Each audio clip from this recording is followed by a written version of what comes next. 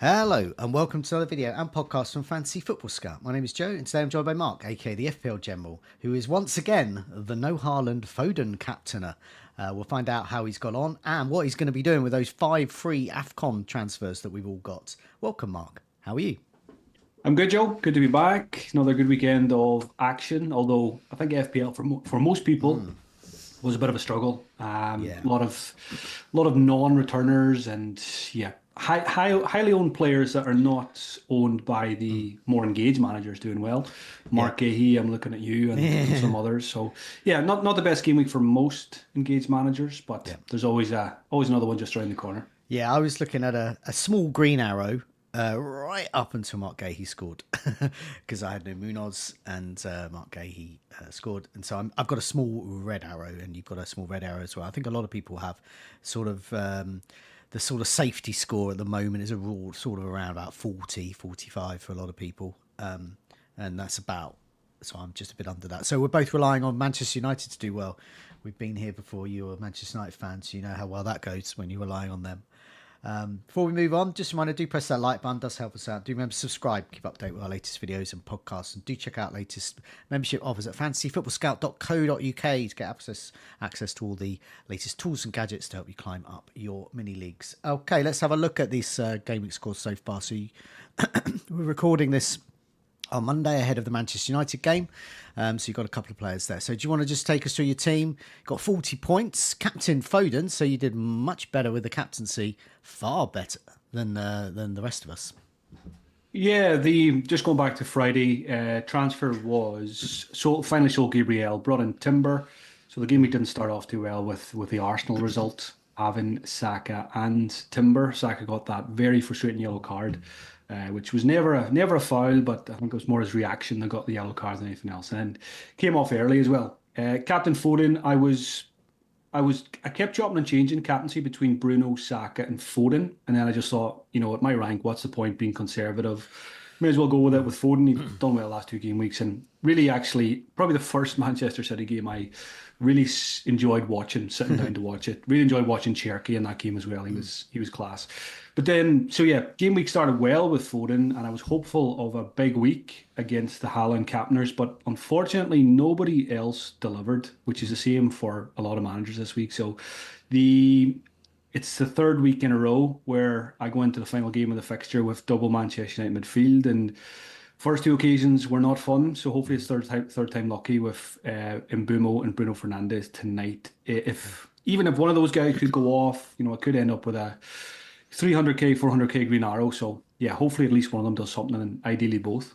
Okay, just before we look at your team, Christmas is approaching, Mark. And are you still stuck for any Christmas gifts? Yes. Well, Sam might just have the perfect solution. I definitely do, guys. As FPL managers and content creators, December is our busiest time of year. There are 6 FPL deadlines in just 29 days, and with all that FPL tinkering, it's easy to forget to start your Christmas shopping. So maybe this Aura frame is the perfect last-minute lifesaver. It's the perfect gift to send your family anywhere in the world. The Aura frame has a handy app that you can use to upload unlimited photos and videos straight from your phone, just by connecting the frame to the Wi-Fi. You can also preload photos before it even ships and keep adding them from any time or anywhere. It comes in a beautiful gift box with no price tags and brings the whole family together, even if you can't actually be together during the festive season. For a limited time, you can save on the perfect gift by visiting auraframes.co.uk to get 35% off the best-selling Carver matte frames, named the top frame by The Independent, using the promo code SCOUT at checkout. That's Aura, AURA frames.co.uk, and the promo code is SCOUT, SCOUT. This deal is exclusive to listeners, and frames sell out really fast, so you order yours now and get it in time for the holidays. Support us by mentioning us at the checkout. Terms and conditions apply. Okay, let's have a look and see how you got on so far this season with your motley crew here, and who you want to remove for the rest of the season. I say rest of the season until your next sort of wild card. This is sort of a mini wild card time potentially with AFCON, or it might not be if you might not use the transfers. So those that don't know, or the powers that be at FPL probably thought we'd all love Salah by now. Even Liverpool don't even love Salah now. we'd all love him. We'd all have his money, and we'd all go, "Oh, thank you so much for all these transfers that we can now spend all our Salah cash." But the reality is that none of us have got Salah. I personally got one AFCON player, Lyle Foster, who's on my bench, never plays anyway. I don't know if you've got any. Some people have got maybe one or two. Basically, we didn't need them, but I'll take them. So do you want to just take us through your team and who you're potentially looking to ditch and whether you've actually made any of these moves so far at all?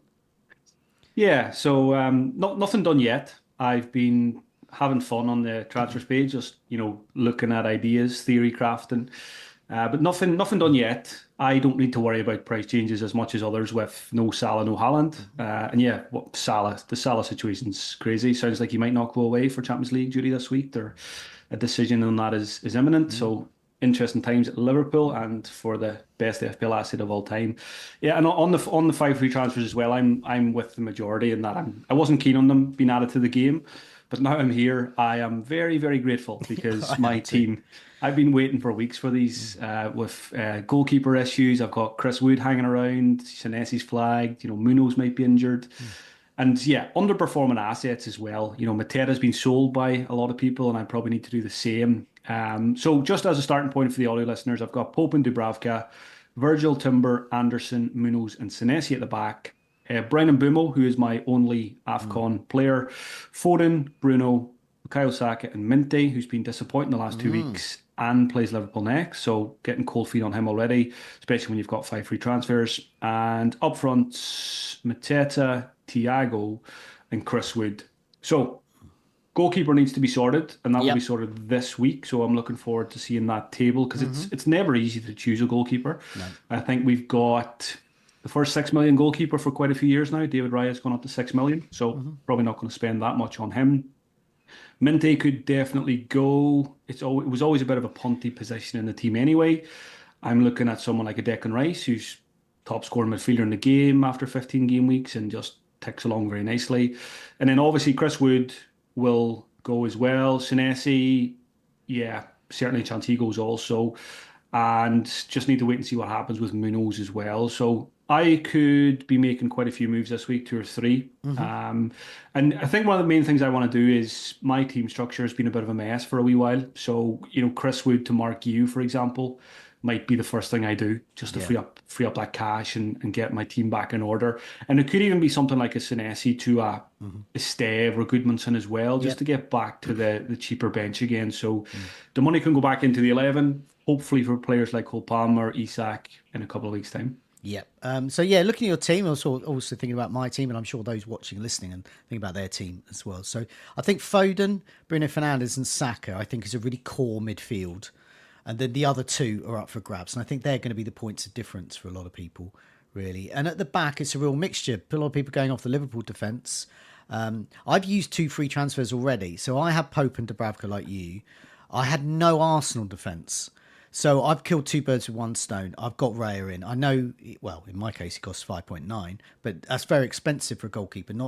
But I see this as a position I just don't want to think about until I use my next wild card. I just want safe as houses goalkeeper combination. Both play, and one of them, particularly Raya, lots of clean sheets potentially. He should do on paper. But and also I moved Mateta because I'm just sick of the 60 minutes. I didn't care what he did this week. I don't want 60 minutes, and I got Thiago in. So I might use another one myself. I might get Anderson in. And there might be a number of defensive. I don't know who's going to use them mine, but that's my team. And so there is similarities with your one. I think obviously Foden, Fernandes, Saka, great. Thiago, great. Brian Mbeumo's got to go at some point, but he does play in Gameweek 16. Mateta could be an issue.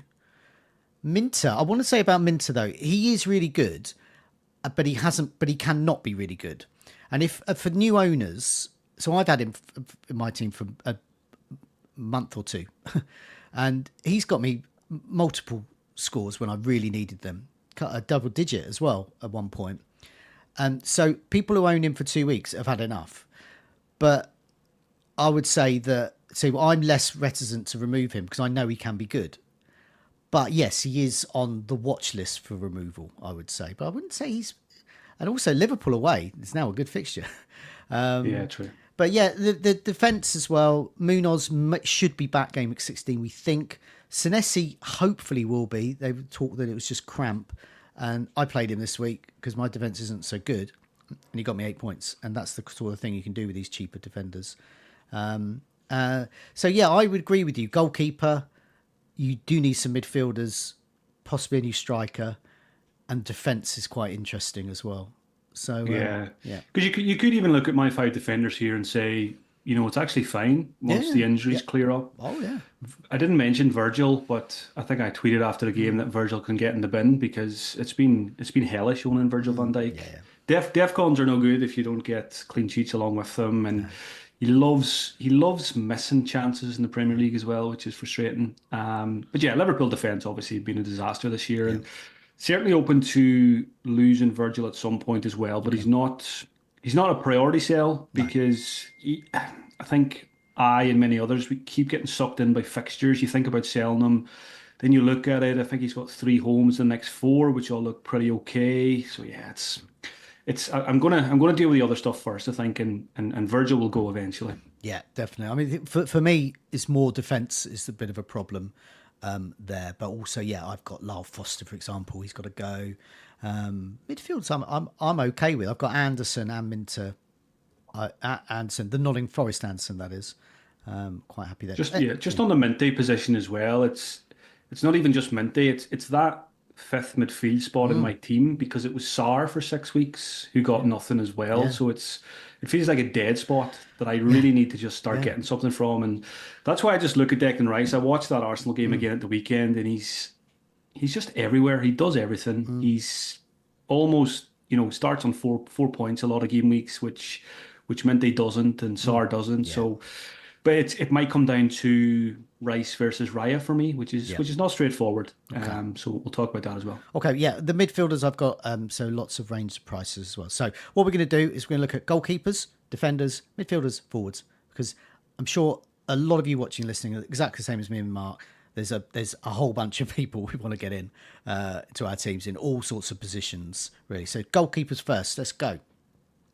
Okay, so top is Areola, and I'm not recommending Areola to anyone. He's there because I've sorted this last 6 matches. So because this has been recorded before the Manchester United game, so it would be unfair on any Manchester United players if I did 6 game weeks because they haven't played 6 matches in that time. Areola is actually top for minutes per save, but so what you want from this table is really strong minutes per save, loads of save points. What you also want is clean sheets. He's got a big fat 0 there. So I'm not interested, and I'm sure you're not as well. So we're going to skip over. The next name is Martinez. Now, he's a name that not a lot of people will be considering. I owned him for a grand total of 1 week, and he got me a clean sheet. So I kind of like him. Aston Villa, they're beating the big teams. He's 5.1, so cheaper than Raya. He's only conceded 4 goals in the last 6 matches. And he's had 3 clean sheets out of 4. Pretty good. Minutes per save every 24 minutes. So there's save points as well with him. But looking at the fixtures, I'm trying to find Aston Villa now. So Gameweek 16, they've got West Ham. And then they've got Manchester United. But then it's a bit tricky. Then they've got Chelsea, Arsenal. Nottingham Forest is good. And then Crystal Palace. This is the next 6 coming up. So there's a mixture there. There's definitely clean sheet potential. I wouldn't rule him out. I mean, I've immediately gone for Rare because I didn't have any Arsenal defensive coverage. So that's just a bit of housekeeping, really, because I don't want 100% plus owned Arsenal defence against me every week. But Martinez, would you consider him? Yeah, he's going to be in the mix. I had him for a wee while as well. I think Game Week 3 wildcard, I brought him in, and straight away he missed out because there was Manchester United rumours, and I'd say he only ended up my team for 2 or 3 weeks and didn't do an awful lot. But Villa have improved big time since the start of the season, and they're flying high in the league now. I'm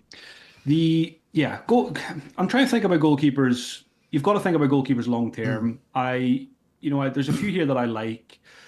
You kind of know which goalkeepers are good FPL wise, which ones are good value.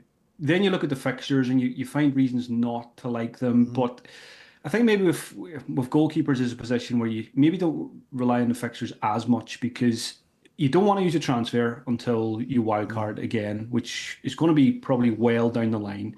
So you've got to take probably a large fixture sample here if you're looking at a goalkeeper. And when, the larger the fixture sample you look at, the more that it probably evens itself out, goalkeeper A versus goalkeeper B. So even if a goalkeeper has, two or three tricky games coming up in the next couple of games, that's not going to stop me going there because I want this keeper long term. And yeah, Martinez is like Sanchez is in the same boat as Martinez. I like them as keepers. I like the teams. I don't like the shorter term fixtures, but maybe you just plug them in and, goalkeepers can do well in tough fixtures anyway. So I think that's the hard part with goalkeepers. I've looked at them, I've looked at Sanchez already, and he's the one I kind of gravitated towards first of all. If I wasn't going to get David Raya, and again, the fixtures are like, I'm not sure, but if I'm going to just have this guy until I wildcard again, then it probably doesn't matter as much. No, I mean, I'll skip down the list a little bit just to mention Sanchez because that seems to be the goalkeeper you're considering as well. Very similar price to Martinez. He's 4.8. So goals conceded once again 4. He's 4.8. I put the cost in twice for some reason on this column.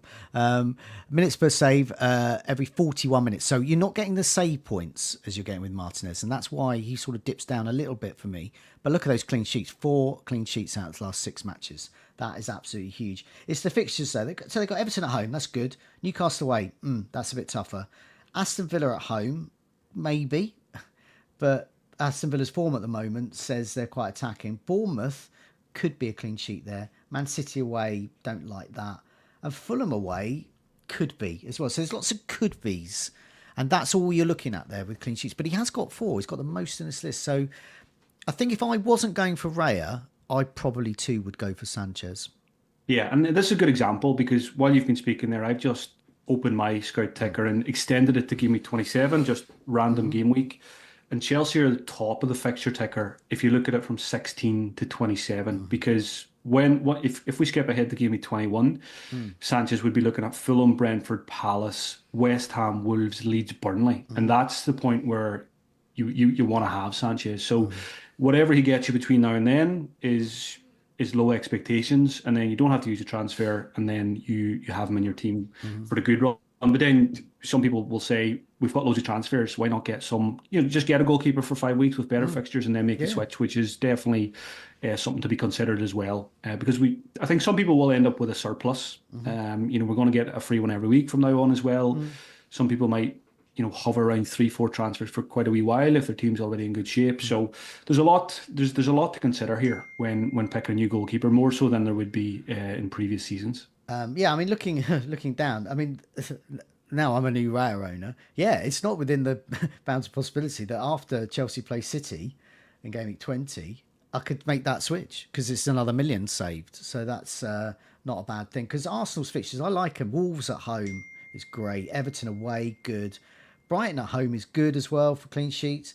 Aston Villa at home could be tricky. Then Bournemouth away, and then Liverpool at home. I think there's more clean sheet potential next few for Arsenal, but they've been letting down owners so far. I don't know how I've escaped not owning Arsenal defence since Gabriel got injured, but here we are. maybe it's Raya for 4 or 5 weeks and then Sanchez. I think so. I think so. Looks good. I think that's possible. Okay, so we've got some cheaper ones here. We've got Verbruggen, 4.4, 3 clean sheets. God, I never thought I would see the day. Minutes per save, strong, every 27 minutes. Wonderful double save for the weekend. So he's going to be I would be very surprised if he's not the Dutch international keeper for the next tournament. Goals conceded 6. It's not that many. You've also got Roofs at Sunderland, 4.7, but he has conceded 10 and no clean sheets, so that's what counts him out a bit. Similarly with Kelleher, Brentford's fixtures are good. They're the best from Game Week 16 to 21. We've got Leeds, Sunderland in the mix, Wolves, Everton, but 10 goals conceded, no clean sheets there. So that's a bunch of cheap ones to go consider. I've seen Verbruggen in a few, and I think if I was going to go cheap, I would probably go Verbruggen. He's the cheapest. They are getting clean sheets, and Brighton's fixtures are pretty good, I think. Well, I say good. They're a mixture. They got Liverpool away, but then they got that Sunderland at home. Arsenal, that's tough. But then they got West Ham again and Burnley, which is good. So there's some good ones in there. And I think they. Yep, I'm just. They sort of you can rotate with Dubravka a little bit. So if you want to go a bit cheap, you can pretty much mix them up with Dubravka for Bruggen. So yeah. I look at some of these cheaper ones, and traditionally I would like 4.5 goalkeepers, always have done. But I feel like this season I do prefer, obviously Raya for the Arsenal defence. Maybe not as attractive, while Saliba, Gabriel are injured, but that shouldn't be hopefully for too much longer, especially with Saliba. I just think when you can get the Chelsea keeper at 4.8 for only 0.2, 0.3 more than Brighton, Sunderland, Brentford goalkeepers, it's just keeping things simple. Okay. I think any team that has players like Caicedo, Enzo Fernandez, protecting the back four and good defensive players, Reece James as well playing that role also, it's just very attractive. Sanchez to me is underpriced when I look at this list, and he's the one that my eyes always go to if it's not Raya. Yeah, I think it's just that minutes per save there. You got another couple of expensive ones here. Donnarumma, I think most people would go for Riley rather than Donnarumma if they're going to go for the Man City back line. A minutes per save every 45 minutes, but a couple of clean sheets. And then there's Raya as well, who's there. Who's now 6 million, just 6 goals conceded, 2 clean sheets. Minutes per save, absolutely diabolical every 60 minutes. But for me, I was faced with the choice of either him or Timber. And whilst Timber, I'm not sure if Timber's going to be worth that extra 500,000 more, because that's a lot. 6.5 rather, is quite a lot, especially when Gabriel's away and there's other defensive problems. Timber's actually playing as a centre-back. So I don't know. So yeah. It's a funny one too with Arsenal. Defenders, if you've got one, it doesn't feel great. You feel like you're still exposed to the doubles and the triples. So you almost need to have 2 Arsenal defenders to benefit from clean sheets. Yeah. And that will probably come into my thinking as well. I've got Timber, so maybe the simple thing is just get David Raya for a wee while and hope the clean sheets return. And as much as I really like Declan Rice as an FPL pick now this year, there is plenty of midfield options available elsewhere. And whereas goalkeepers, there's probably not that many that I like. So maybe the conclusion looking at this table is maybe David Raya is the answer. Yep. Yeah, that's the conclusion I came to. Defence. So I've got a table that I have in the Fantasy Football Scout members area called Attacking Defenders. I've sorted it by the last 6 matches and then sorted it by minutes per expected goal involvement. So anything sort of 200, 300, 400 minutes is pretty good for a defender.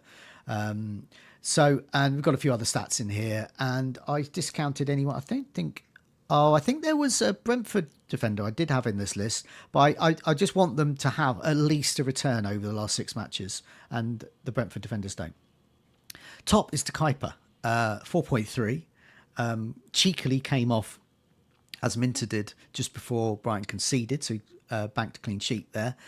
He's got a goal already. He looks good. He's on set pieces as well. 14 corners there, really strong. Quite strong for bonus points as well. And Defcon, no, non-existent. He's the guy who's whipping up and down the left flank while Matoma's out. But my problem with him is just because him and Korioglu are playing because Matoma's out. So when Matoma comes back, which he may never do, but once he does, there's an issue there. And I think, we've got what's he called? Tommy Watson, is it? Or I'm trying to remember his name now. Name's gone blank. The guy from Sunderland, the young guy from Sunderland that Brighton bought, he's nearing return as well. He can play there. So it's just the starts, really. Yeah, he's very attractive at the moment. Did he bank the clean sheet as well before? Yeah, he did. Yeah, him and Minter both did. I celebrated that Minter point as if it was a goal. The Kuiper, I was familiar with him from Sorare, another platform, last couple of seasons. Very attacking defender, set pieces. I think he might have even used to take penalties at some of the teams used that before. But again, it's just it's minutes. It's when 1 or 2 guys return from fitness, you'll always be sweating over the team sheet. And 4.3 maybe for the bench is okay, but I don't think I can it's too risky to put him in your starting 11, it feels like. I think so.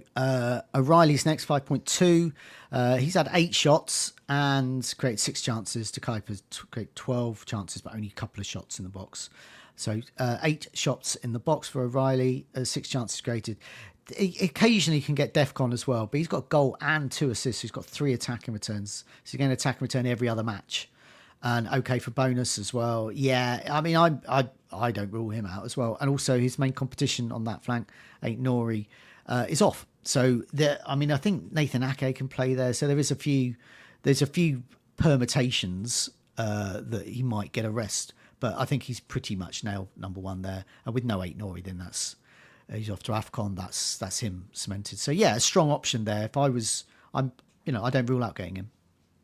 Yeah, very attractive. I look at players like Van Dijk in my defence, and I would love to have O'Reilly instead. And I think I will end up there. I just going back to the goalkeepers, Donnarumma, I'm not overly keen on. I think he's on 4 yellows as well, which isn't ideal if you're bringing on a new goalkeeper. O'Reilly just looks great. Pep seems to love him, happy with him. His spot to lose. Aitner is heading away, so he ticks every box for the next couple of weeks, and we know he's got the attacking potential. The free hit managers that week got an assist from him, and should have had more in that game. He had a couple of shots and a couple of chances created. So I expect to own O'Reilly soon. Maybe not this week, but possibly the week after. Yeah. Van Heck's next. He would be my Brighton defender of choice. He's always going to start. He has got incredibly 2 goals and an assist over this period of six matches. Goal attempts in the box so he's got 5 goal attempts in the box, just 3 chances created. DEFCON, he's pretty much non-existent for Brighton at the moment, but he's strong on bonus. I think he's a strong option if you're looking for a cheap one as well. I would compare him though to Anderson. That's Anderson, the Fulham one though, who's the same price, and he's the one I'm looking to get at that price. He's not on here because he hasn't got those attacking returns that he so often threatens to get. So that's why Anderson's not here. Despite, for me personally, you've already got Anderson, so that shows how much you rate him. But if I was faced with a choice, which I am, if I want to get a 4.5 defender, Van Heck or Anderson, it would be Anderson. It's just the DEFCON points. And Fulham's fixtures, Burnley, Nottingham Forest, West Ham, next 3, really good. So I might use the 3rd transfer and get him in for a defender by the end of this week. Yeah, Van Heck has been good. One of those annoying ones that almost nobody has, and he just back-to-back weeks turns up and does well, and you're like, just please calm down because this is not helping my rank. I still certainly prefer Anderson. I've had Anderson from day one. Yeah. One of the good decisions I made, one of the few good decisions I made this season. Van Heck, I think it's quite hard for him to break into our teams without the DEFCON, so his ownership will remain low, which of course gives you a differential. Brighton's clean sheets have been better in recent times as well, but I don't know if that's sustainable. I just do find it hard to trust Brighton defensively. And when it comes to Brighton, I probably would prefer the goalkeeper over Van Heck if you're going that route. I just think there's better defenders elsewhere. Yeah, definitely. Timber's next. He's in a lot of teams, highly owned, not in my team, and that's at that price tag. He's gone up and up and up in price, 6.5. He's sort of playing as a centre back at the moment. DEFCON is possible. He's only got 1 assist though, but he has had 7 shots inside the box and he's created a chance. So there's a bit more to him from that. Everyone knows why they've got him in their squad. I just question 6.5 at the moment, when you can get other Arsenal defenders for cheaper. Yeah, very expensive now. He's I think I must have paid 6.3, 6.4. I only got him recently, so I did pay a hefty chunk for him. But again, finances aren't too much of an issue for me, so I can spend what I want to spend and not worry about things too much. Timber just has been a great pick all season. I still think Calafiori's looking good as well. Anytime I see him, maybe a little bit cheaper. But yeah, Timber, it's hard to make a case for not having him. It probably is just the price tag. If you're struggling, if you've got Haaland in your team and stuff, and Saka and Bruno and these guys, you things are a lot tighter, of course. But yeah, no doubt Timber still remains a very good pick. Delit at Manchester United next. 6 shots. He's created a chance. DEFCON possible. He has got a goal already. Obviously, he's starting every match.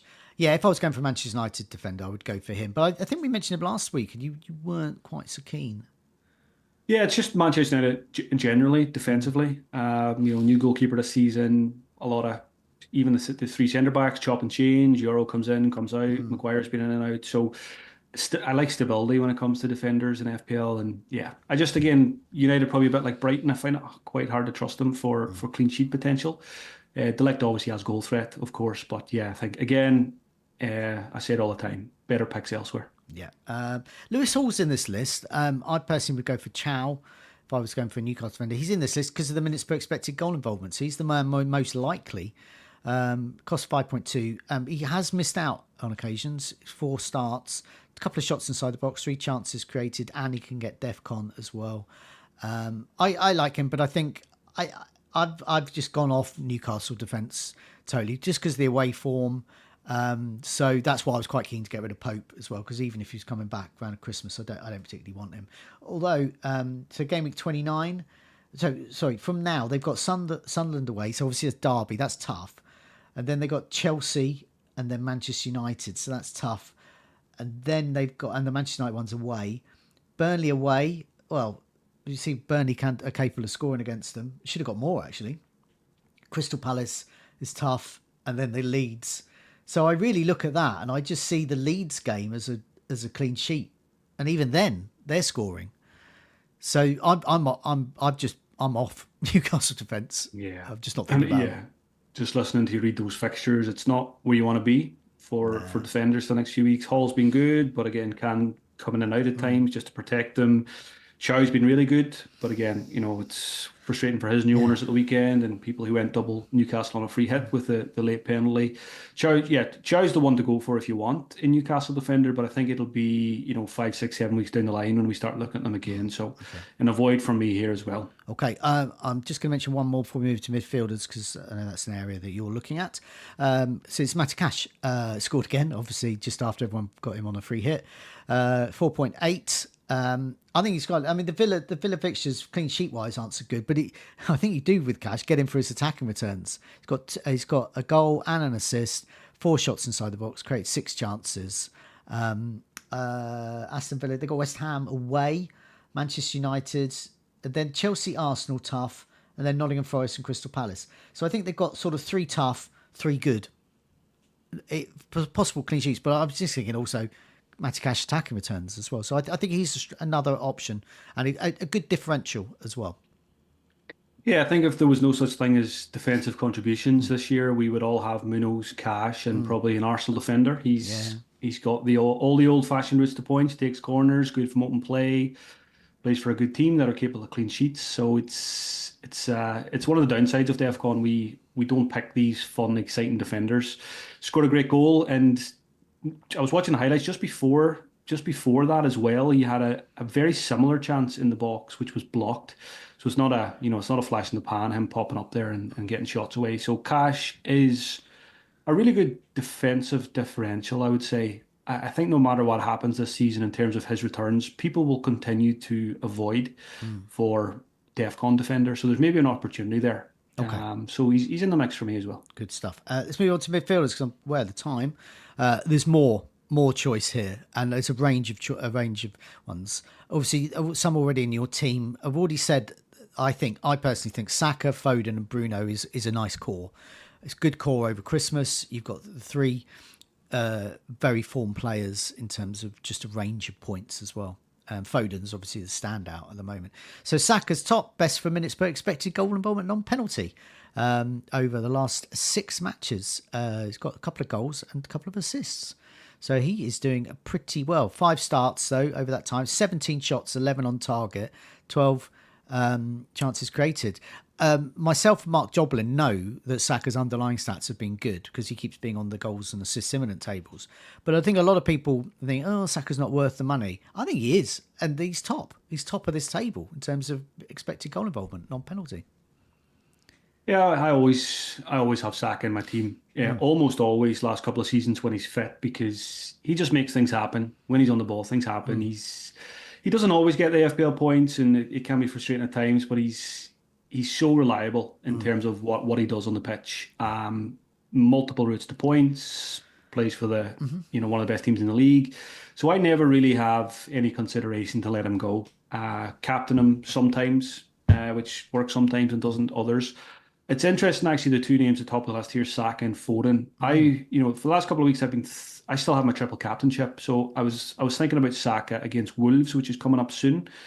But it might go to Foden for the West Ham game at home, just given what Foden's been doing recently. And Yeah.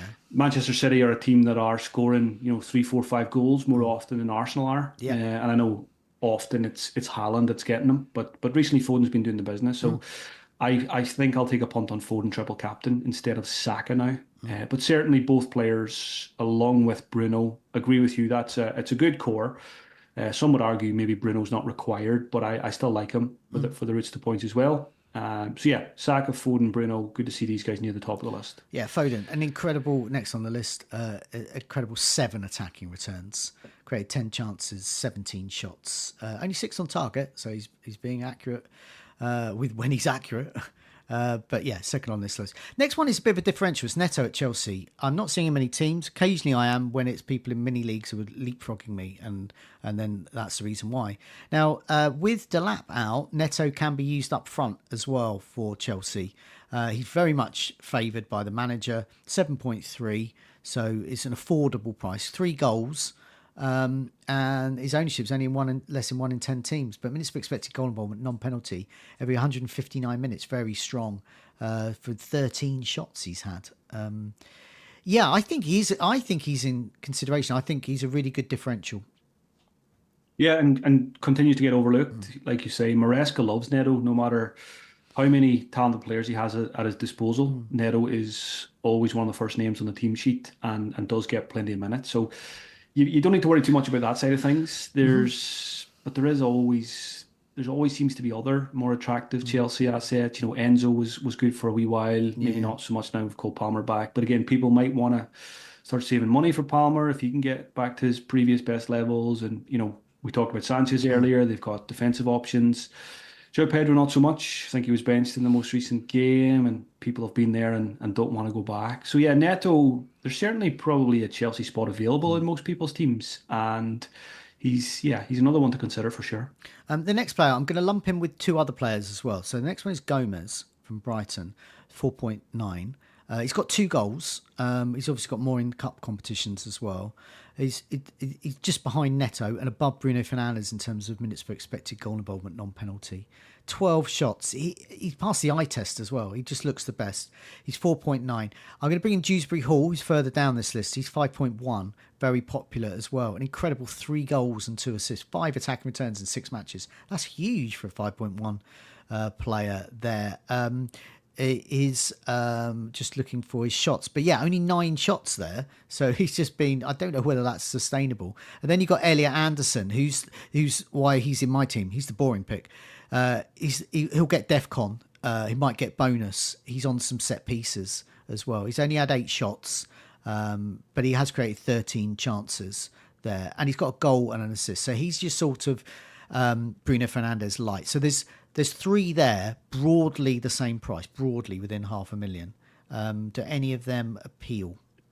You're not overly keen on Gomez. I know he's having a good season, but again, I always just worry about writing team sheets, even though he seems pretty secure at the moment, but that can change at any given time.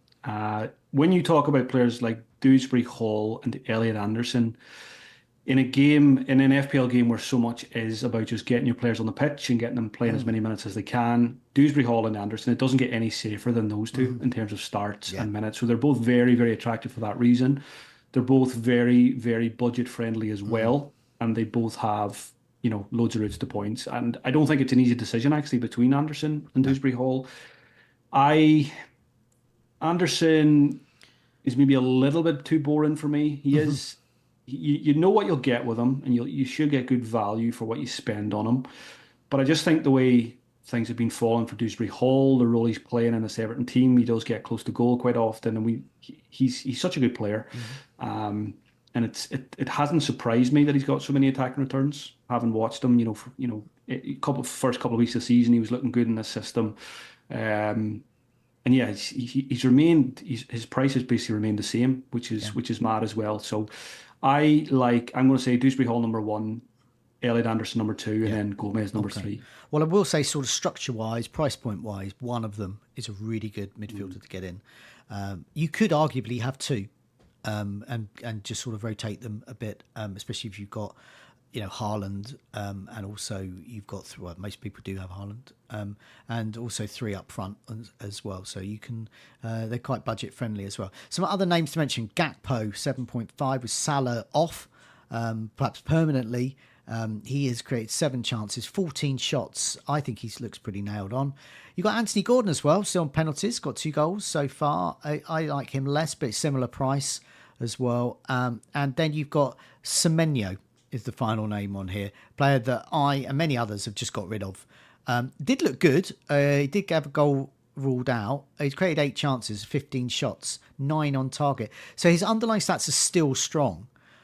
It's just Bournemouth's fixtures. They're still okay. I mean, they got Manchester United next, then they've got Burnley at home, which is good. But then Brentford away, okay. Chelsea away, not good. Arsenal, not good. Tottenham at home, could be good. So there's some could be goods in there. But I think out of all of that lot, if I was going to go for a 7.5, so I haven't mentioned Rice. So you're thinking of Rice for this sort of position, and that's a bit more budget friendly. He's not on here because he obviously hasn't got the minutes per expected goal involvement on penalty. I think if I was going to go for any of these ones, though, I think I'd be very tempted by Gakpo for a little bit, but then with a view to move him on, because I've got Brighton. Is it Tottenham? Yeah, I think it's Tottenham, isn't it? They've got, and then Wolves, Leeds, and Fulham. It's a really lovely little run, and even though Liverpool are, let's be kind, in a bit of a mess at the moment, I don't think he's in a mess. Yeah, Gakpo, I was there for a couple of weeks towards the start of the season, and I just never feel like I'm in a rush to go back there. I'd probably like maybe some more set pieces or something like that before I would go there. You mentioned Semenyo, like many, I sold him. Selling Semenyo for Foden 3 weeks ago might be my most productive ever FPL transfer in terms of actual points returns. I need to do the calculations on that one, but I am not against going back there. And when I will need to sell Brennan Bumo, probably around Game Week 17, and that's when Semenyo plays Burnley home, Brentford away. So I quite like that, even just as a 2-game transfer. Bring Semenyo back in for 2. Hopefully capitalise on some good returns, and then maybe look to jump off again before when the fixtures turn. So that's something I've just kind of earmarked for Mbumo when he goes. If Semenyo is not available at that point for any reason, injury or anything like that, then it's probably one of the cheaper guys. I've got my sack of Foden, Bruno. I do like the team structure point you made about going for one of the cheaper ones. Gordon's minutes I don't like. Possibly Dewsbury Hall. Yeah, I think so. I mean, sorry to cut in. I keep forgetting to mention Declan Rice. He's not on the table. Best midfielder in the game. It's not a flash in the pan. He's got so many routes to points. He plays for Arsenal. We probably should all have him. We'll probably look back in the season and think, why did I not have Declan Rice? So I might take this opportunity just to get him in. Yeah, I think that's probably wise. He's not on here because this is an attacking defenders. More attacking midfielders. And because he's got a broader range of points there, particularly with those set pieces as well. I was going to just say that I owned Dewsbury Hall until I wildcarded about Game Week 7. He didn't do much after that, so I didn't mind. But then he has recently, obviously. He is great, especially if you play him. And I'm finding a lot of Dewsbury Hall owners, they're neglecting him. They're putting him on the bench. He's coming off the bench. But I always think my conclusion with Dewsbury Hall, even owning him, was that I didn't want to bench him ever. He was just not a bench player. You just play him because he can get those returns all the time. I think that's a mindset shift as well that we all need to. We look at our team sometimes, and if you're in a 3-5-2, for example, and you have a 5.1 million midfielder in your starting 11, it might make you feel a little bit uneasy. But these players are really good.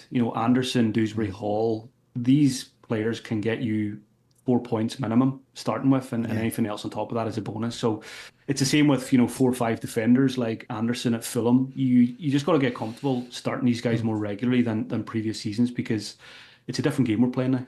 Let's move on to forwards. So minutes per expected goal involvement, non-penalty. Once again, every last 6 matches.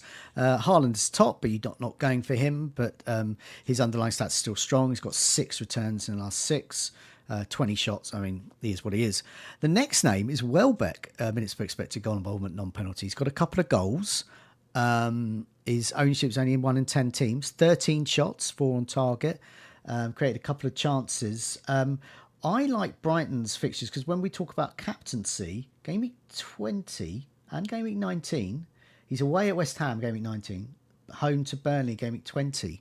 I kind of like that time for there. But some other names around the sort of Welbecky type price there as well. So Voltemade, 7.5. I know he's a million more, but similar. 3 attacking returns. Whilst I have a problem with the Newcastle defence, I don't with their attack. And the other name, and this is the player that I might bring in because I've got a bench boost to play at some point. And Fulham's fixtures are really strong next 3. So a bench boost now, game week 16 or game week 17 is definitely on the cards for me. He's got Burnley away and then he's got Nottingham Forest at home, game week 17. And it's Raul Jimenez, 6.2, 3 attacking returns on penalties, 11 shots.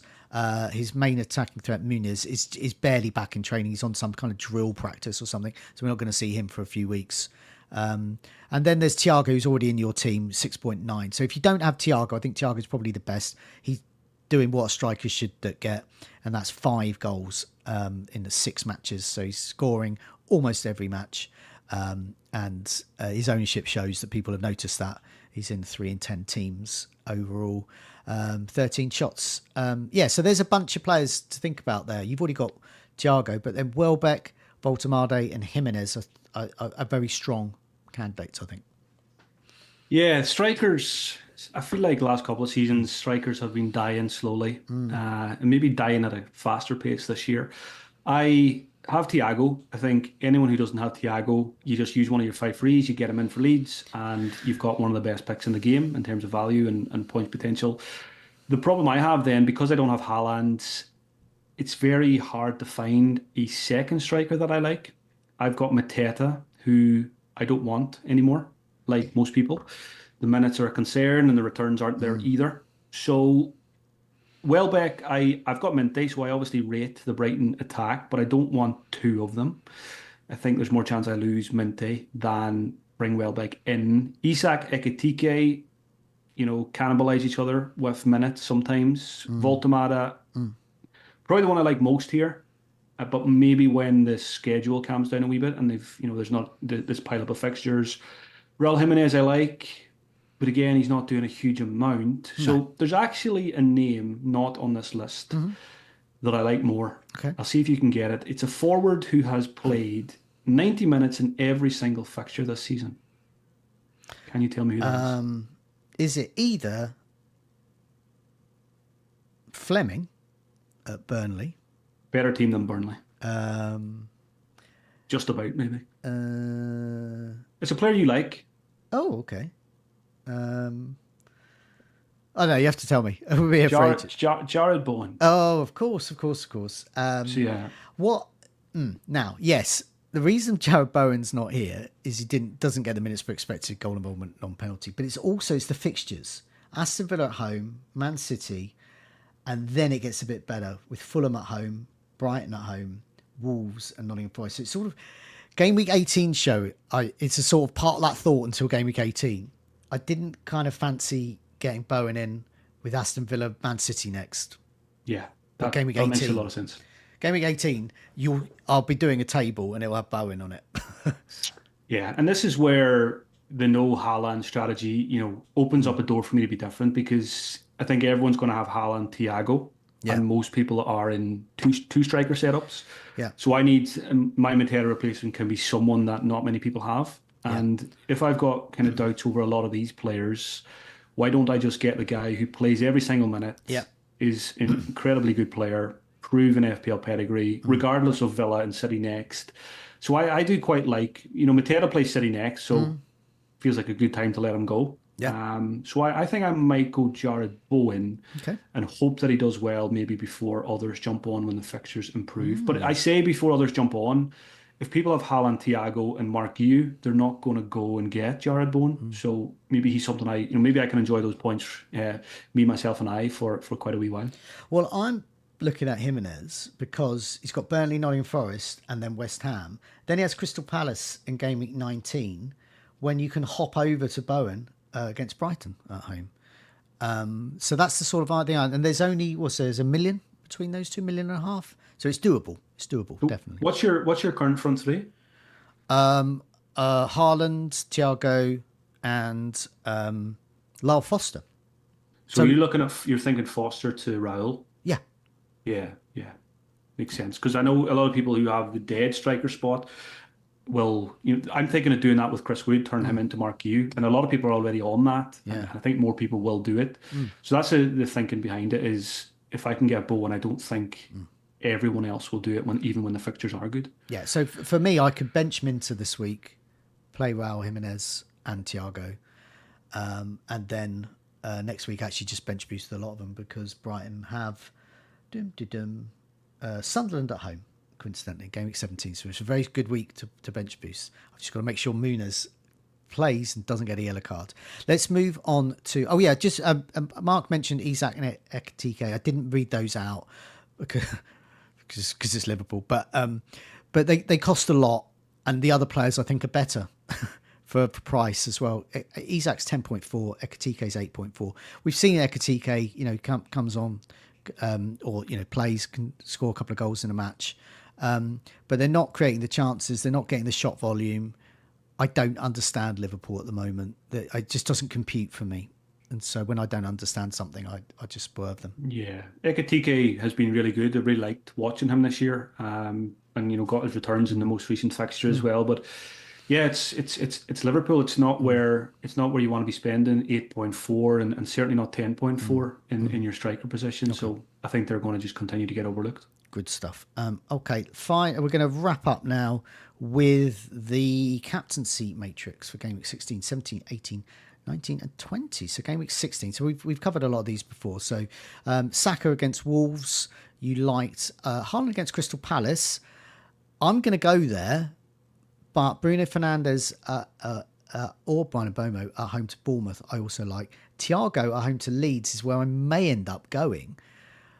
But yeah, Haaland going up against 80% of Haaland's in effective ownership. But yeah, so what do you think with the captaincy? I mean, for you, I would imagine it's Saka, but you do have options here. And what would you do if you did own Haaland? Would you actually captain Haaland this week? Yeah, and it's not just a lazy comment, but I would just captain Haaland every week because in any game week he's capable of a hat trick, and not everyone else or not many others are. Mm-hmm. And on paper, Palace being at home, it's not an easy fixture on paper, but this is a Crystal Palace team that everyone's playing all the time. Fatigue is definitely a factor there. And I just think Manchester City are just starting to purr. I watched them at the weekend and I thought they were really impressive. So I don't see any issues. No. Maybe both teams score. It could be a high scoring game, but yeah, I just think Haaland captain is just such a comfort blanket. I know he's blanked a few times, but you're guaranteeing yourself, good quality chances, penalties. If I had him, I would just captain him every week. Game week 17, Haaland at home to West Ham. That looks very captainable. For your case, Foden, and you're thinking of triple captain then, so you can put Foden in the mix there. Thiago away to Wolves is good. Mateta away to Leeds is less good because of Mateta's minutes. It's a good fixture, but Mateta's minutes-wise. And Semenyo at home to Burnley, I think, could be a good option as well because it's Burnley. But for you, probably it's Foden looking there. And for me and others, Haaland. Yeah, I mean, as long as Foden's minutes look okay, which they have been for quite a while now, then I think definitely captain for me and most likely triple captain. I think there'll be anyone who still has a triple captain left will go Haaland against West Ham. So I kind of like the idea of going up against that with triple captain Foden as well. Going 18, Haaland away to Nottingham Forest, I like that. Saka at home to Brighton, that is very good as well. Bruno Fernandes, so I didn't put who he's playing. So game week 18, Bruno Fernandes home to Newcastle. So it's okay. And Liverpool then game week 18 is home to Wolves, so that's a strong fixture there if we feel we can captain a Liverpool player. And then you got Thiago at home to Bournemouth. So yeah, for your point of view, Saka and Foden, and for the rest of us, Haaland again. Yeah, and just a point on that, Bruno versus Newcastle, the only Boxing Day game. It's going to be one of the saddest Boxing Days of all time. You know, no football to binge all day long. We have to wait for an FPL deadline at 6:30 in the evening when many people will be under the influence. So who knows? Who knows what might happen with decisions that day? But yeah, obviously I'm talking here before Bruno plays Monday night, but I'm so scarred by Bruno captains this season. It's very hard for me to do it. Yeah. I don't think I'll be on captain Bruno first game of the game week against Newcastle on Boxing Day. I don't want to ruin my Boxing Day. Okay, game week 19 is tricky for you then, because Haaland is away to Sunderland. Good. Foden will probably be your one. Bruno Fernandes at home to Wolves on paper looks the best, but I guess Foden for you, Haaland for the rest of us again. Yeah, and again, I feel like I've said this so many times, but hopefully by then, an Isak or something like that at home to Leeds. But I think I'll be game week 37 and I'll still be saying the same thing about Isak. It'll be next season before I can rely on him for captaincy. But Haaland will be back for me at that point. So Chelsea home to Bournemouth, maybe something to... If Palmer's back in form, home to Bournemouth, that could be an option. Game week 20 is tough for Palmer and Foden and Haaland. It's Manchester City play Chelsea, so that's not a great fixture there. Bruno Fernandes, however, is away to Leeds. Could be good. Danny Welbeck, if you wanted to go there, is at home to Burnley. That looks potentially strong as well. So yeah, this is game week 20 is going to be a mix 'em up one. I think you're going to see a lot of people steer away from Haaland and indeed Foden. Yeah, and Welbeck does look the best there on the fixtures. I always look for Burnley. Anyone who's playing Burnley at home looks good. So yeah, Thiago got his brace there, didn't he, at home to Burnley? So definitely. I meant to say game week 19, Newcastle, Burnley are home to Newcastle as well, but so Voldemade could be an option there. I think we've covered most things there. We've got a lot, a bit longer than usual, but we've got a lot of positions to look at there. So it seems like a lot of us are going to be using some of those transfers at least, maybe even all of them as well. But hopefully we've given you some good players to have a think about there. Plenty more content coming up this week though. We've got goals imminent as well, so there's going to be some real differentials on that podcast as well. We've got Scoutcast and the watch list, all those types of things, and of course team news towards the end of the week and more team reveals as well. We'll be back Tom Freeman tomorrow. But yeah, in the meantime, Mark, thanks so much for your time and good luck with the game week. Cheers all. Enjoy using up those transfers. See you soon.